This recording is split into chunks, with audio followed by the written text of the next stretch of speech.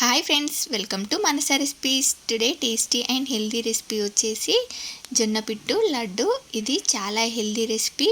పిల్లల నుండి పెద్దవాళ్ళ వరకు ఎవరికైనా సరే చాలా హెల్దీ. ఇది చిన్నపిల్లల నుండే ఇలా పిల్లలకి అలవాటు చేస్తే పిల్లలకు ఫ్యూచర్లో బ్యాక్ పెయిన్ లాంటివి రాకుండా ఉంటుంది.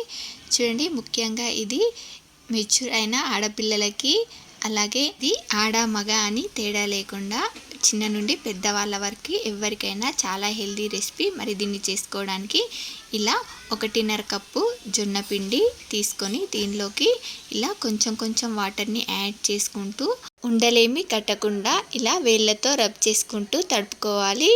చూడండి, మీరు కావాలంటే ఇలా పిండితో కాకుండా జొన్నలుంటే జొన్నలని నానబెట్టి ఇలా ఒక స్ట్రైనర్లో వేసి వాటర్ అడిచిపోయాక గ్రైండ్ చేసి కూడా చేసుకోవచ్చు.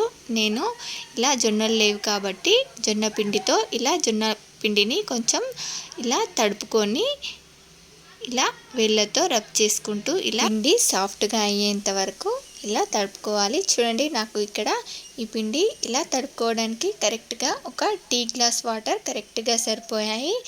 చూడండి, మనకు ఈ పిండి ఇలా సాఫ్ట్గా ఇలా చేతితో ఒత్తితే ఇలా ముద్దలా వస్తే సరిపోతుంది. ఉడికించుకోవడానికి ఇలా ఒక ప్యాన్లోకి వాటర్ తీసుకొని ఒక స్టాండ్ పెట్టి మూత పెట్టి ఆవిరికి వేడి చేసుకోవాలి. చూడండి, ఈలోపు ఇలా ఒక ప్లేట్లోకి కానీ ఒక జాలి గిన్నెలోకి కానీ ఇలా ఒక క్లాత్ని తీసుకొని తడిగుడ్డని తీసుకొని ఇలా దీనిలోకి మనం ఇందాక తడుపుకున్న ఈ పిండిని వేసుకొని ఇలా సెట్ చేసుకోవాలి. చూడండి, పిండి ఆరిపోకుండా ఇలా తడిగా ఉండేలానే చూసుకొని ఇలా సెట్ చేసుకున్న తర్వాత ఇలా మధ్యలో ఇలా హోల్స్ని పెట్టుకుంటే మనకు పిండి లోపల వరకు కూడా చాలా బాగా ఉడుకుతుంది. చూడండి, ఇప్పుడు మళ్ళీ క్లాత్ని మొత్తం కప్పేసి ఇలా దీనిలోకి పెట్టి దీన్ని ఒక 25 to 30 minutes వరకు ఉడికించుకోవాలి. దీనిలో నుండి ఆవిరి బయటికి పోకుండా ఇలా హోల్ని క్లోజ్ చేసేసుకుంటున్నాను. ఇప్పుడు ఇది ఉడికేలోపు దీనిలోకి మిగతావన్నింటినీ రెడీ చేసుకుందాం. చూడండి, ముందుగా ఇలా బెల్లంని తురుముకొని ఇప్పుడు ఇలా ఒక ఎండు కొబ్బరిని తీసుకొని వీటిని ఇలా మిక్సీ జార్లో చిన్న ముక్కలుగా కట్ చేసుకొని వేసుకోండి.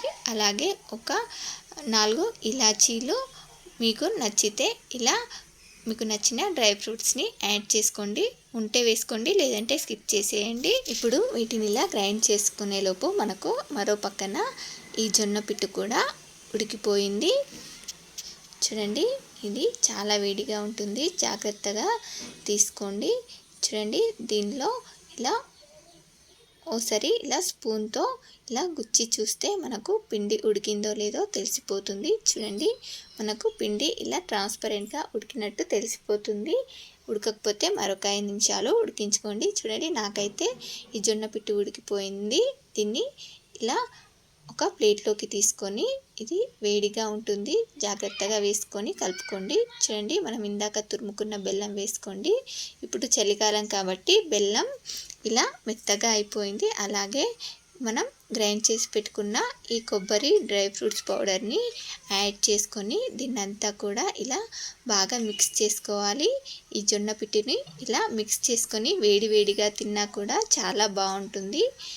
చూడండి, మీరు కావాలంటే కొబ్బరిని కొంచెం ఫోర్స్గా కూడా గ్రైండ్ చేసి తీసుకోవచ్చు. నేను ఇక్కడ ఫైన్గా గ్రైండ్ చేసుకున్నాను. దీన్నంతా కూడా ఇలా బాగా మిక్స్ చేసుకున్న తర్వాత చూడండి, ఇది మనకు ఇలా ముద్ద చేస్తే ముద్దలా అవుతుంది. చూడండి, దీన్ని ఇలా లడ్డూలా చేసుకొని తినొచ్చు, లేదంటే గిన్నెలో పెట్టించిన స్పూన్తో తింటారు. ఇలా మనకు ఈజీగా హెల్తీగా జొన్న పిట్టు రెడీ అయిపోయింది. దీన్ని మీరు కావాలంటే కాస్త నెయ్యి యాడ్ చేసుకొని కూడా లడ్డూలా చుట్టుకోవచ్చు.